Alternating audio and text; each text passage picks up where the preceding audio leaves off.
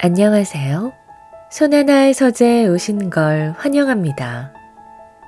까칠하다는 말은 부정적인 이미지를 떠올리게 합니다. 그런데 나이가 들수록 행복하게 살 수 있는 비결은 이 까칠함에 있다고 하는데요. 나는 까칠하게 살기로 했다. 이 책의 저자는 늘 인간관계에서 상처를 쉽게 받고 전전긍긍하는 삶을 살았다고 합니다. 하지만 그것이 언젠가부터 몹시 불행하다고 느꼈죠. 그래서 남의 험담을 좀 듣더라도 나를 지키는 까칠한 사람이 되기로 했는데요. 그러자 인생이 놀랍도록 달라졌다고 합니다. 진정 행복한 삶으로 가는 정신과 의학 박사의 5가지 처방전. 어떤 내용인지 함께 읽어볼까요?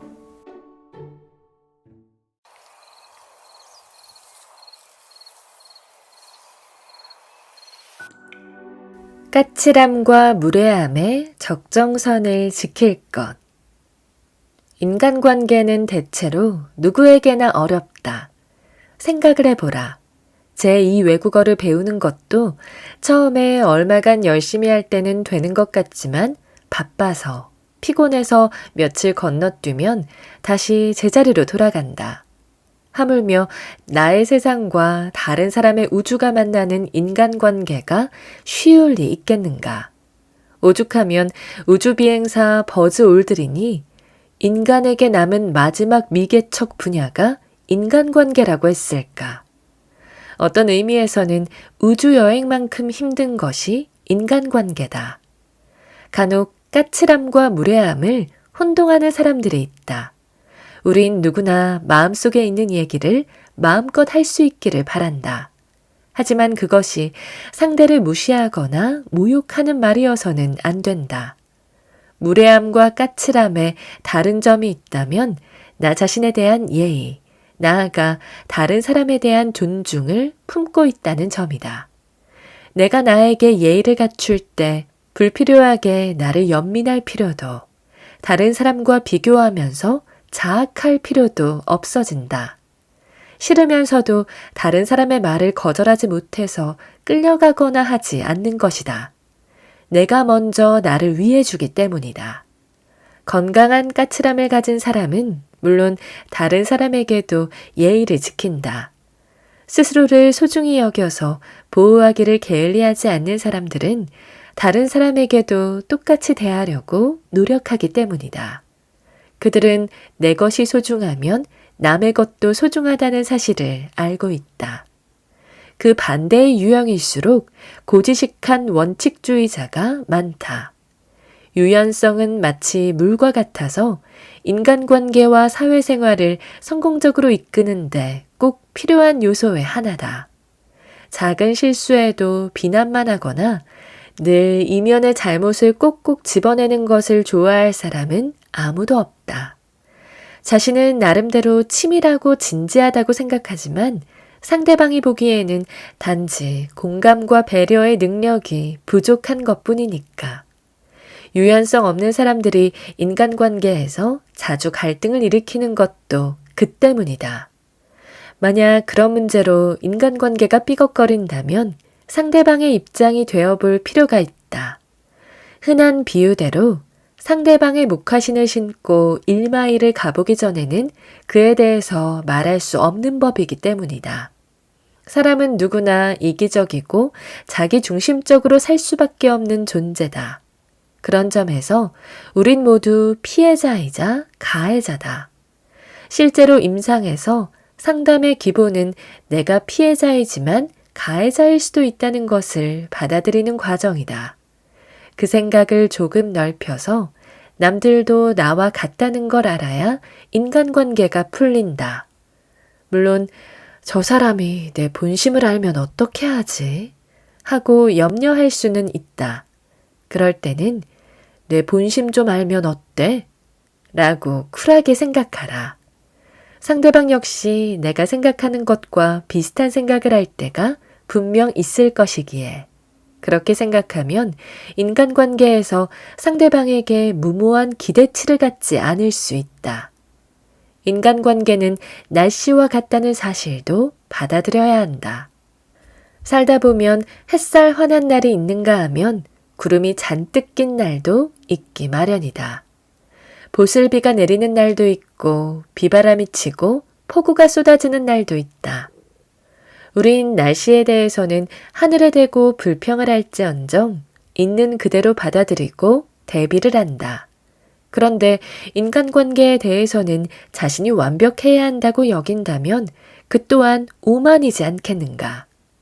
날씨처럼 인간관계도 이런 날도 있고 저런 날도 있다고 생각해야 한다.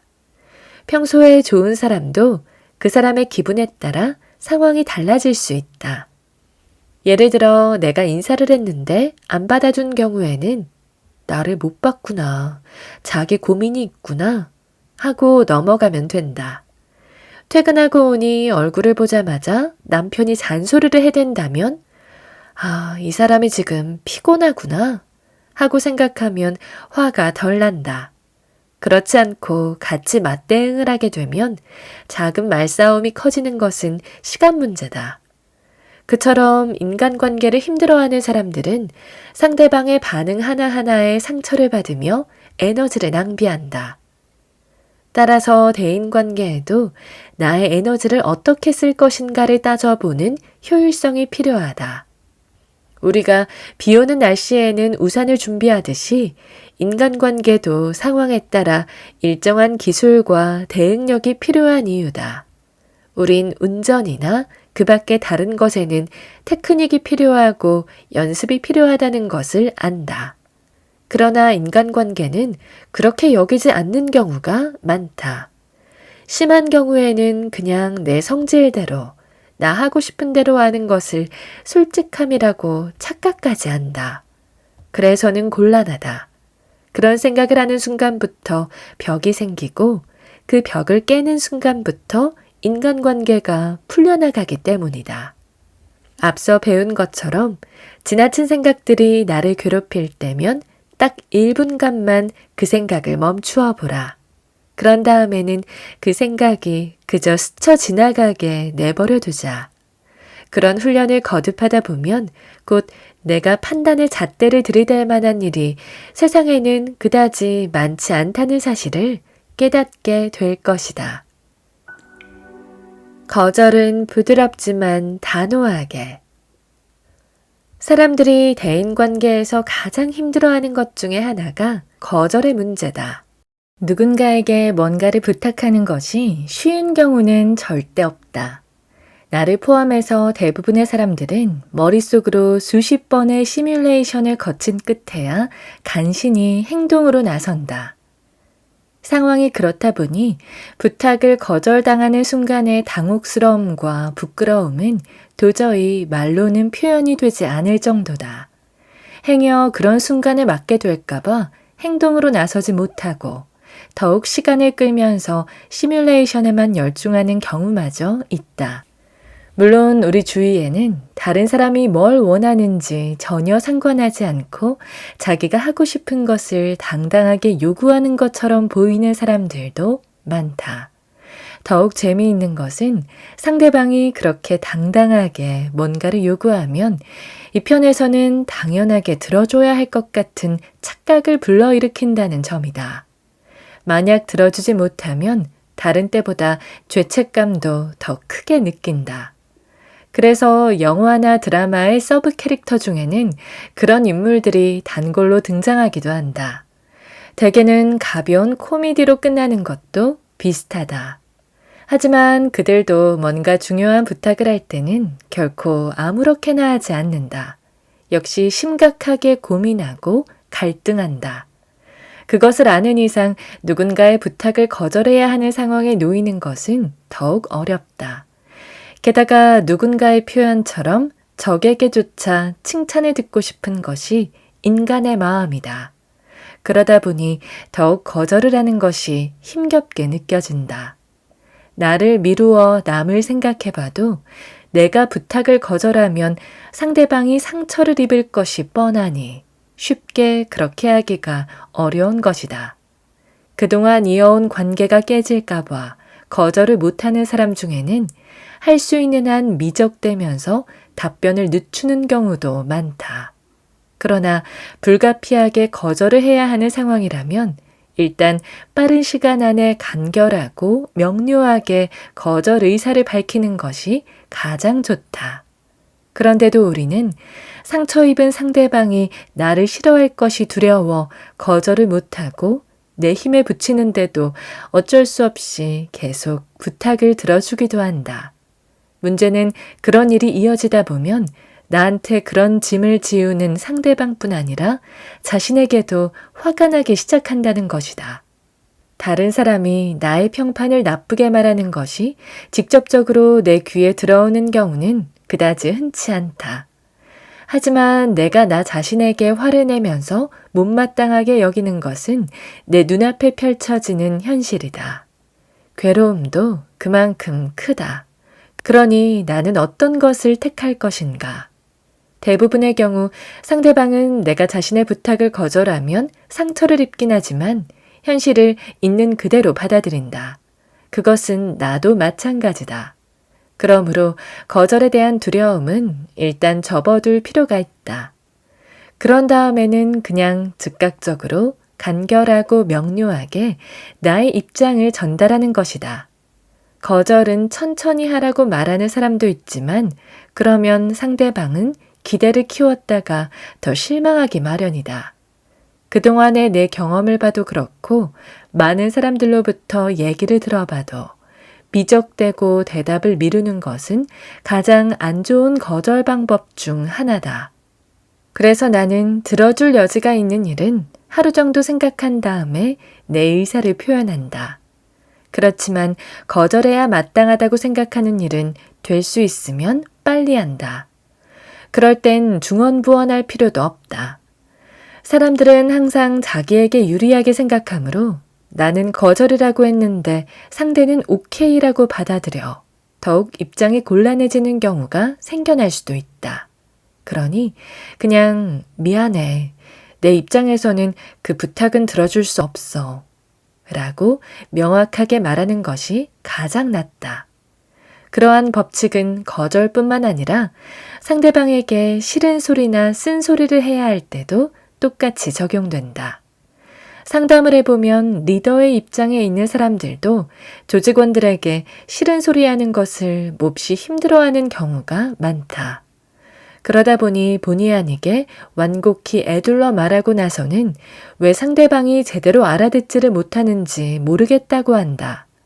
소소한 일에서도 그러면 조직이 제대로 돌아가기 어려운 법인데 큰 변화를 앞두고 그러는 임원들도 덜어 있다. 그런 경우 어떻게 말했는지 그대로 나한테도 해보라고 주문하면 내 입에서 나오는 말은 10중 8구. 그렇게 돌려 말하면 나도 못 알아들을 것 같군요. 일 때가 많다. 그때마다 나는 상대방한테 자신의 의사를 전달할 때 포인트는 딱 2가지. 즉, 부드럽지만 단호하게, 그리고 간결하고 명료하게가 되어야 한다고 말하곤 한다. 그 말을 현장에서 실천한 임원들이 들려주는 후일담은 대체로 긍정적이다. 놀라운 경험이다. 그동안은 팀원들이 나를 싫어할까봐 할 말을 제대로 하지 못했는데 부드럽지만 단호하게 의견을 전달하자 오히려 팀원들이 더 좋아하는 것 같다. 그동안 그들도 도무지 내가 무엇을 원하는지 명확하게 알 수가 없어서 혼란스러웠는데 이제는 아니라고 한다. 커뮤니케이션이 명쾌해지니 생산성이 오르고 있다. 등등. 그러고 보면 내 경험을 봐도 그렇고 위에 든 임원들의 사례를 봐도 그렇고 가장 부질없는 것이 다른 사람이 나를 어떻게 생각할까 전전긍긍하는 게 아닐까 싶다. 언젠가 2번째 20살이란 드라마를 보다가 여자 주인공의 말에 깊이 공감한 적이 있다. 홀로 서기에 성공하기 위해 매우 힘들게 애쓰면서 그녀가 한 말은 다음과 같았다. 남의 기준에 맞춰 사는 거 이제 그만할래. 그런 거 아무 의미 없어. 정말 그렇다. 거절을 하든 싫은 소리를 하든 중요한 것은 내 기준에 맞추는 것이다. 그것만이 의미를 지니고 또 유용하다. 또 하나, 내가 남의 인생에 해줄 것이 많지 않다는 사실을 일찍 깨닫는 것이 필요하다. 그런 의미에서 불필요한 간섭이나 조언은 가장 피해야 할 일의 하나다. 불필요한 간섭이나 조언으로 상대방을 고칠 수 있는 방법은 전혀 없기 때문이다. 다른 사람들에게 친절한 방법은 딱 반발자국만 더 나가고 딱 반발자국만 더 도와주는 것이다. 물론 나 역시 그건 쉽지 않은 일이긴 하다. 오지랖이 넓다는 것이 내 큰 고민거리 중 하나이기 때문이다. 하지만 우린 생명이기에 에너지에도 한계가 있다. 그러므로 우선순위를 정하는 것이 중요하다. 딱 반걸음만 더 도와주는 것. 내가 정말 변화시킬 수 있는 것과 그럴 수 없는 것을 구분한 뒤 에너지를 효율적으로 사용하는 이 방법이 고민 끝에 내가 정한 법칙이다. 인간관계에도 가지치기가 필요하다. 소셜 네트워크를 추앙하는 사람들이 있다. 그들은 일단 스마트폰에 전화번호가 많이 저장되어 있을수록 자신이 잘하고 있다고 생각한다. 모든 SNS에 가입했을 뿐 아니라 그 활동도 매우 활발하다. 시간을 쪼개서 여기저기 모습을 드러내는 모임도 많다. 나로서는 도저히 따라가기 어려운 면이지만 한편 부럽기도 하다. 그런저런 활동을 하기 위해서는 대단히 부지런해야 한다. 무엇보다 그 부지런함이 부러운 것이다. 나는 단체 대화방에서 활동하는 것조차 벅찬 사람이다. 그곳을 이용하는 건 역시 깜짝 놀랄 정도로 부지런하지 않으면 안 된다는 사실을 깨달았기 때문이다. 특히 사람들이 그렇게 밤새도록 잠도 자지 않으면서 자기 이야기를 쏟아내는 모습을 지켜보는 것은 분명 새로운 경험이었다. 자기를 자랑하는 사람, 그런 사람을 비웃는 사람, 아무것도 아닌 일에 화를 내고 나가는 사람 등. 그러다가 얘깃거리가 떨어지면 다른 사람들의 가십부터 시작해 별별 음모론까지 잔뜩 올라오는데 밤새 그 알람 소리에 잠을 이루기가 어려웠다. 그렇다고 나가면 누가 퇴장했다고 뜨니 나가기도 쉽지가 않다. 그런 경우 남은 사람들이 10중 8구 그 사람을 험담하기 때문이다. 나도 한동안 그런 처지에 놓일까 두려워서 그냥 눌러앉아 있곤 했다. 하지만 그것도 하루 이틀이지 사람이 할 짓이 아니란 생각이 들어서 차라리 험담을 당하는 쪽을 택했다. 그때의 해방감이란.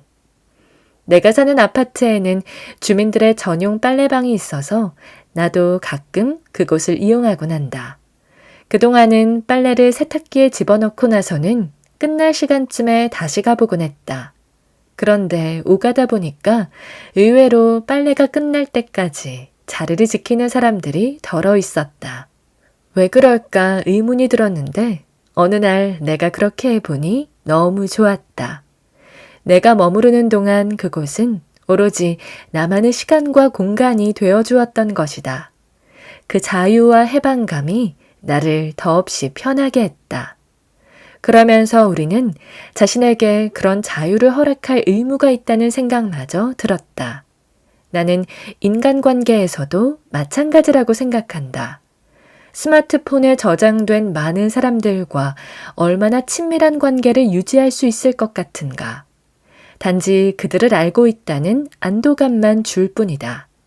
요즘은 인테리어에서도 불필요한 짐을 다 정리해서 공간을 확보하는 것이 강조되고 있다. 인간관계도 때로는 그처럼 정리가 필요하다. 언젠가 아이를 소위 말하는 좋은 집안의 아이들이 다니는 학교에 보내야 한다고 열변을 토하는 엄마를 만난 적이 있다.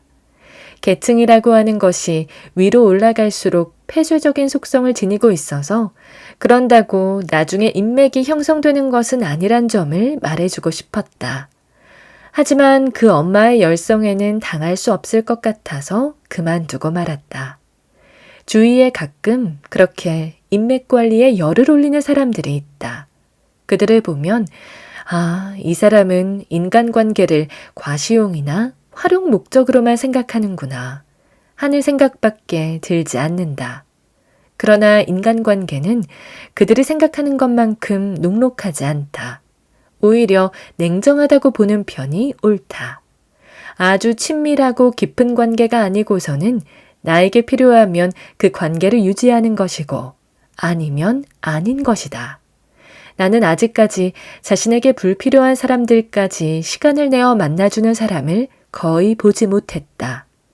남자들 중에서 은퇴하고 나니 모든 인간관계가 사라지더라 하고 말하는 사람들이 종종 있다. 잘 나갈 때는 주위에 밀물처럼 몰려들던 사람들이 그 자리에서 물러나니 썰물처럼 빠져나가더라는 것이다. 그러면서 그 허탈감과 상실감을 감당하기가 몹시 어렵다고 털어놓기도 한다. 그들을 보면서도 인간관계에는 가지치기가 필요하다는 것을 실감한다. 불필요한 인간관계에 시간과 몸과 돈을 투자하다가 뒤늦게 후회하지 말고 그 대신 나와 늘 24시간을 함께하는 나 스스로에게 모든 것을 투자하는 것이 차라리 낫겠다는 생각마저 들 때도 있다. 100이면 100사람 다 잘할 수는 없다. 평생을 같이 가는 사람은 한두 사람뿐이다. 이 세상에 내가 원하는 것을 다 해주는 사람도 없고 내 마음에 드는 사람도 없고 나를 이해해주는 사람도 거의 없다고 보면 된다. 한 사람만 있다면 성공한 셈이고 그 사람도 항상 그렇지는 못하다는 것을 받아들여야 한다. 나도 내가 항상 마음에 안 들고 내가 원하는 대로 안 되는데 그걸 왜 남에게 바라는가? 평소에 인간관계에서 중요한 것은 상대방을 존중하면서 건강한 거리감을 유지하는 것이다.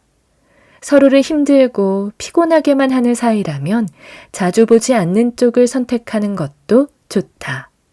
100% 유지되는 인간관계를 원하기에 힘든 것이다. 그보다는 자기 특성에 맞게 해나가면 된다.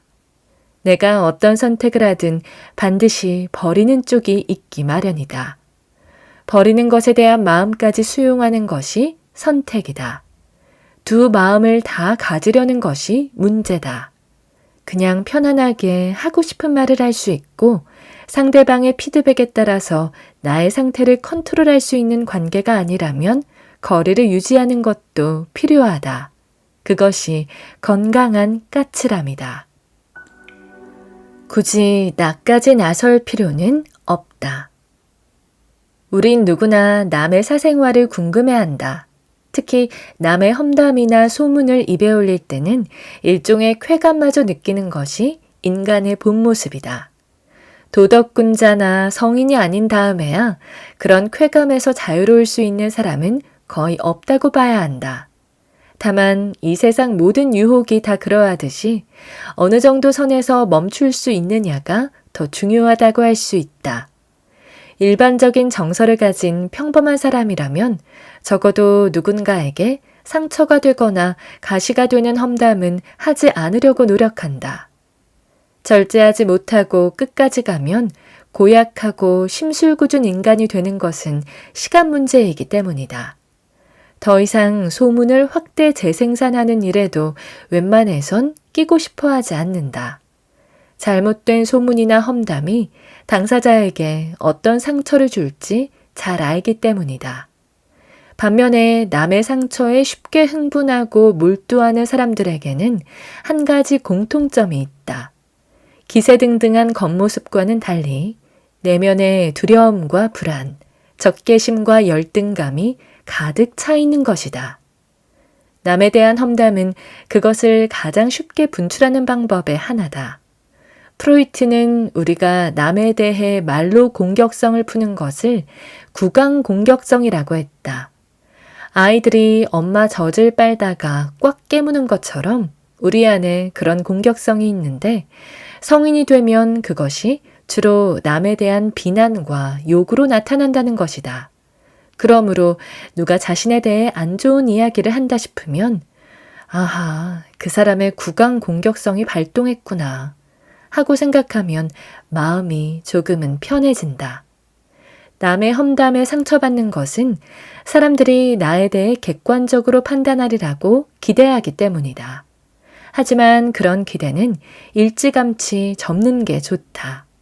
그 사람의 평판이 어떠하든 내게 잘해주면 좋은 사람이고 내 부탁을 거절하면 안 좋은 사람으로 분류하는 것이 사람 마음이다. 한 번은 인간관계에서 매너를 지키되 불필요한 부탁은 하지 말고 받지도 말자는 신조를 지켜온 사람과 알게 되었다. 그가 잠깐 어려움에 빠졌을 때의 일이다. 뒤에서 그를 험담하는 사람들이 생겨났다. 그런데 그 이유가 단지 그가 그동안 자신들의 부탁을 들어주지 않은 것에 대하여 앙심을 품고 있었기 때문이란 사실이 밝혀졌다. 그는 충격을 받고 어떻게 사람들이 그럴 수가 있느냐고 분개했지만 그럴 수도 있는 것이 사람의 마음이다. 그러므로 남이 누군가에 대해 안 좋은 이야기를 전하면 아하, 두 사람 사이에 그냥 좋지 않은 일이 있었구나 하고 생각하면 그만이다. 누가 나에 대해 안 좋은 이야기를 한다고 해도 마찬가지다. 한 귀로 듣고 한 귀로 흘리는 것이 좋다. 물론 자신에게 안 좋은 이야기나 소문이 돈다는 것을 알 때 그것을 이겨내기란 쉽지 않은 일이다. 가르시아 마르케스의 콜레라 시대의 사랑을 읽다가 재미있는 구절을 발견한 적이 있다. 그 도시에 처음으로 전화가 가설되자 안정된 것처럼 보이던 여러 부부가 익명의 고자질 때문에 파경을 맞았다. 라는 것이다. 아마 그 도시에도 지나치게 남의 일에 몰두하는 사람들이 꽤 많았던 모양이다. 그런데 우린 지금 개인의 가십을 포함한 온갖 정보가 사이버 공간 안에 넘쳐 흐르는 시대에 살고 있다. 가십은 끝없이 확대 재생산되면서 당사자들을 괴롭히기 일쑤다. 덴마크의 철학자 키르케고르는 말했다. 개인에게는 양심이 있지만 집단에게는 양심이 없다. 그것이 바로 군중심리다. 그리고 우린 인터넷 세상에서 그 폐해를 직접 목도하고 있다. 실제로 잘못된 정보로 인해 피해를 당하는 사람들의 숫자는 이루 헤아릴 수 없다. 누가 무슨 잘못을 어떻게 했다더라 하는 소문에 따라 그 당사자의 신상을 하나부터 열까지 자세하게 알아내는 일이 아무렇지도 않은 세상이 되었다. 그와 같은 정보가 온 나라에 퍼져가는데도 많은 시간이 걸리지 않는다. 수많은 사람들이 소셜 네트워크로 정보를 퍼나르고 또 전달하기 때문이다. 한마디로 이제는 더 이상 나를 감추고는 살아갈 수 없는 세상이 되었다. 내가 무엇을 하든 나의 의지와는 상관없이 세상에 다 알려진다는 생각을 가지고 살아야 하는 시대가 온 것이다. 이건 마치 거대한 유리도 말에서 아무런 차폐물도 없이 모든 걸 다 드러내놓고 사는 것이나 다름없다. 나뿐만 아니라 모두가 다 그러하니 딱히 어디다 하소연할 때도 없는 형편이다. 요즘 젊은 세대는 어떨지 몰라도 나이 든 세대는 아무래도 당혹스러운 일이 아닐 수 없다. 그렇다고 그런 생각을 마음대로 표출하기도 어렵다. 뭘 모르는 구세대로 낙인 찍히는 것이 고작이기 때문이다. 상황이 그러하므로 무엇보다 중요한 일은 자신만의 가치관을 굳건히 해나가는 것이 아닌가 싶다. 이 모든 상황에 대해 어떻게 대응하고 판단할지에 대한 나만의 분명한 기준이 있어야 하는 것이다. 단순히 측은지심에서 비롯된 오지랖은 대개 긍정적인 결과를 가져온다. 반대로 가십이나 소문에 대한 지나친 관심은 부정적인 결과밖에 가져올 것이 없다. 그런 점에서 나만의 소신을 갖는 것도 그리 어려운 일은 아니다. 나까지 나설 필요가 있는 일에는 용감하게 나서고 아닌 일에는 과감히 관심을 거두는 것. 그것이 가장 현명한 처사가 아닐까 싶다. 그래도 나는 사람을 믿기로 했다. 많은 사람들이 상담을 하면서 빠뜨리지 않는 이야기가 몇 가지 있다. 그중 하나가 도무지 내 마음 같은 사람이 없다는 것이다. 내 마음 같다는 것은 무엇일까? 상대방이 언제 어디서나 내가 원하는 것을 척척 알아서 해결해 줄 때 우린 내 마음을 알아주는 사람이라는 표현을 쓴다. 그 정도가 지나쳐서 이분법적인 사고를 갖고 있는 사람들도 있다. 내게 잘해주면 좋은 사람이지만 내 부탁을 들어주지 않거나 내가 원하는 만큼의 관심과 배려를 보여주지 않으면 나쁜 사람이라는 식으로. 문제는 그런 사람들 곁에는 좋은 사람이 거의 없다는 것이다. 그런데 생각해보면 내 인생을 살아가는 주체인 나도 내 마음에 안 들 때가 많다. 상담하면서 사람들이 빠뜨리지 않는 또 하나의 주제 또한 자신이 마음에 안 든다는 것이다. 나만 해도 그렇다. 건강을 위해서는 규칙적으로 운동을 해야 한다는 걸 잘 안다. 무슨 일이 있어도 운동은 빠뜨리지 말자고 굳은 결심도 한다. 하지만 실제로 운동을 하는 건 하루 이틀 뿐 사흘째부터는 흐지부지 되고 만다. 나는 그런 내가 마음에 안 든다. 물론 그 밖에도 마음에 안 드는 구석이 한두 가지가 아니지만 나만 그런 것은 아니라는 걸 위안으로 삼고 있을 뿐이다. 사람들은 남들이 다 내 마음 같은 줄 알았다가 상처를 입고 난다 라는 말을 한다. 물론 그 말은 사실에 가깝다. 상대방이 내 마음 같으리라고 믿고 행동하는 이상 우린 인간관계에서 상처를 받게 되어 있다. 우린 내 부모도 마음에 안 들 때가 많다. 그래서 아이들이 어릴 적에 지금의 부모는 진짜가 아니고 어딘가에 완벽한 내 부모가 있을 것이라는 환상을 품는 건지도 모른다. 그뿐인가. 내가 낳은 내 아이도 마음에 안 들 때가 한두 번이 아니다. 하물며 나와 다른 남은 말에 무엇하랴. 그들 모두가 내 마음에 드는 경우는 거의 없다고 봐야 한다. 따라서 인간관계는 내 마음 같은 사람은 없다. 내가 만나는 사람은 나와 다른 사람이다. 라는 사실을 받아들이는 데서 시작해야 한다. 그런데도 왜 우린 사람들이 다 내 마음에 들어야 한다고 생각하고 또 그렇지 않다면서 실망하는 것일까?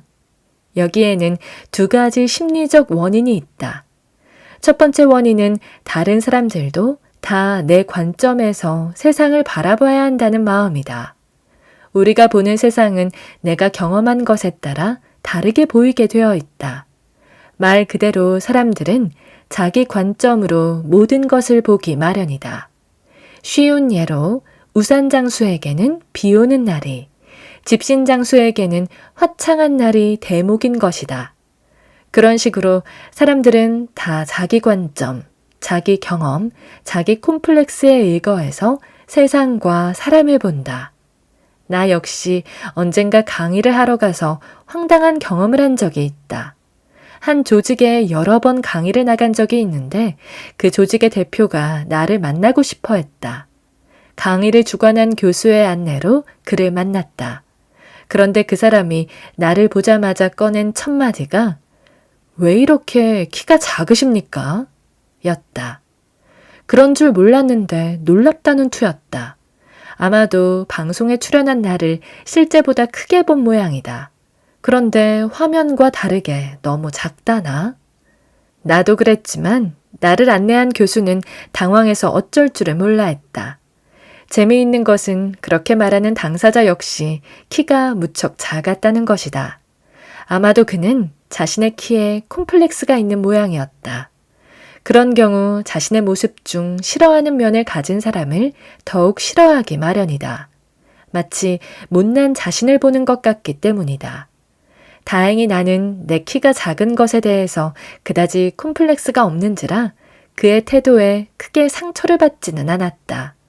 하지만 만에 하나 그렇지 않았더라면 모르긴 해도 나는 그에 대해 억하심정을 품었을 것이다. 요리를 잘하는 사람은 요리를 못하는 사람을 우습게 본다. 옷 입는 것을 좋아하는 사람은 옷을 잘 입지 못하는 사람을 우습게 본다. 쇼핑을 잘하는 사람은 쇼핑을 못하는 사람을 우습게 본다.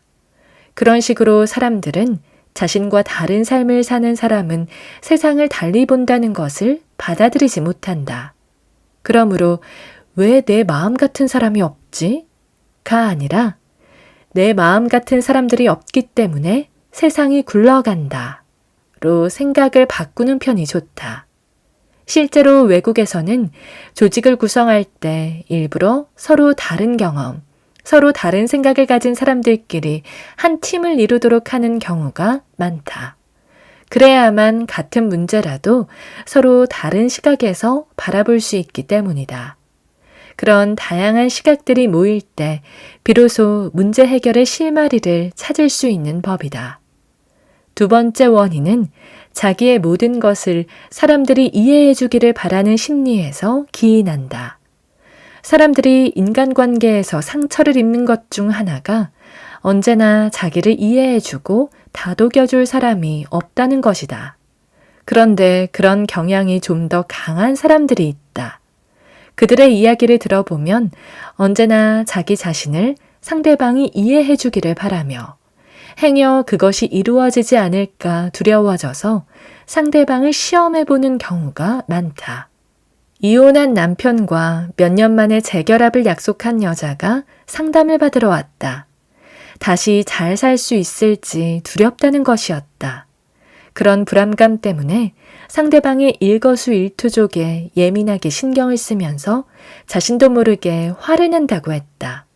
그러다가 다툼이 생기면 결국에는 그럴 거면 우리 다시 합치지 말자 라는 말을 하게 된다는 것이다.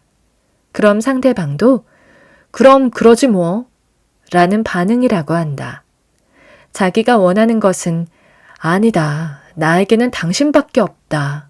라는 위로의 말인데 어떻게 그렇게 냉담할 수 있느냐며 하소연했다. 우리 속담에 가는 말이 고와야 오는 말이 곱다라는 말이 괜히 나온 말이 아니다. 사람들은 상대방이 나를 공격하면 거기에 맞서 자기를 보호하게 되어 있다. 그러므로 내가 험한 말을 하면서 상대방이 내 말 뒤에 숨은 의도를 알아채기를 바랄 수는 없다. 그건 마치 아이들의 반항 심리와 비슷하다. 사춘기 아이들은 반항하면서 부모들이 얼마나 자기를 사랑하는지 확인한다. 얼마만큼 나를 받아주고 이해해 줄 수 있는지 보여주세요. 라고 태도와 행동으로 표현하는 것이다. 심리적으로 성숙하지 않은 사람일수록 사춘기 아이들처럼 상대방에게 거는 기대치가 크다. 아직도 환상 속에서 산다고나 할까. 거듭 말하지만 이 세상에 내가 어떻게 하든 나의 모든 것을 받아줄 사람은 아무도 없다. 하물며 부모조차도. 그러니 인정받고 싶으면 인정받을 수 있게 해야 한다. 그것이 인간관계의 기본 법칙이다. 10손가락 깨물어 안 아픈 손가락이 없다라는 말은 인간관계에서는 거짓말이다. 내게 잘하는 자식이 더 예쁜 법이다.